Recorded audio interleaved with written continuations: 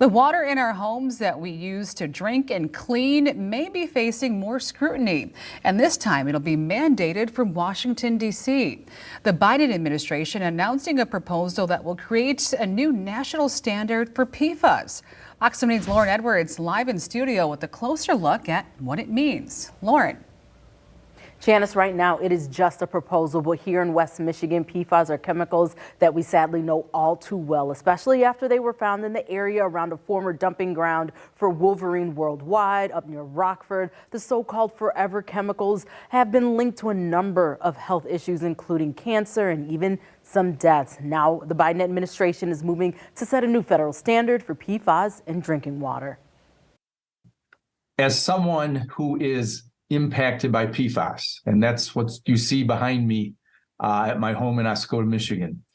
This is a watershed moment. The White House announced Tuesday a proposal that would create the country's first ever national standard on drinking water to protect the public from PFAS. Purpose of the rule is to try to make sure that drinking water systems, the places that actually make the water for us, that they are measuring to make sure that they don't have certain chemicals in the water. PFAS are chemicals found in numerous products, cleaning goods, cookware, personal care products, makeup, the fabric of umbrellas and raincoats, among others. The White House says they're focused on the water supply and ridding it of PFAS and PFOs, the two most commonly found, and measuring for any combinations that could be hazardous. So they're like targeting and prioritizing the ones that they think are most problematic.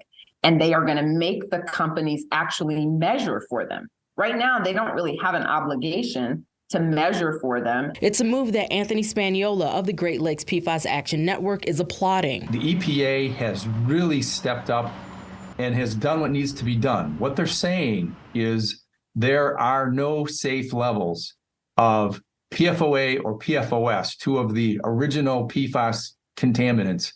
There's no safe levels at all. Years ago, this foam appeared on the lake near his home in Oscoda, and he was astounded. So he did some research and learned that it was filled with PFAS. What's been going on and why there has been so much frustration over the years is that there's been this narrative that everything's fine. But he says that wasn't the case, and that the tests in years past have shown that there's contaminants in the water.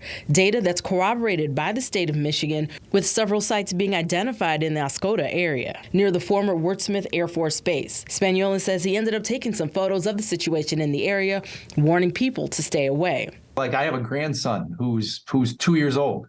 If he ingests PFAS today, it will not leave his system. The PFAS he ingested today will not leave his system till he's 50 or 60 years old. He also helped to form the Great Lakes PFAS Action Network with people all over the state who were seeing the same thing. But today he says their voices were finally heard. Our system is all backwards. We pollute and contaminate the water, and then we wait to see what happens, and human beings are the guinea pigs. We've got to turn that around. So again, right now it is just a proposal, and the White House says the public does have a say. They can look it over and leave comments with that. And if you want to know more about that, you can head over to fox17online.com. But remember, if it's passed, the proposal should be finalized later this year. Reporting live here in studio, Lauren Edwards, Fox 17 News.